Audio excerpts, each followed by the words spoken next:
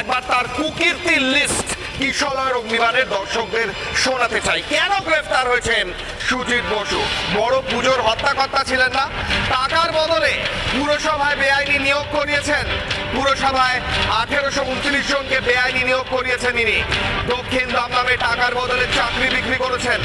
অযোগ্যদের সঙ্গে সরাসরি ডিলিং করেছেন, টাকা নিয়েছেন, চাকরি বিক্রি করেছেন।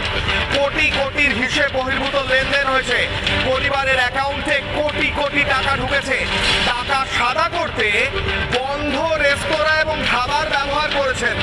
কোভিডের সময় যখন মানুষ কষ্ট পাচ্ছেন তখন কোটি কোটি টাকার লেনদেন হয়েছে তার অ্যাকাউন্ট থেকে। দুটি রেস্তোরাঁকে নগদে কোটি টাকা দিয়েছেন। একাধিক কোম্পানির মাধ্যমে কালো টাকা সাদা করেছেন এবং টাকা না দিয়ে শ্রীভূমির ফ্লোর দখল করেছেন।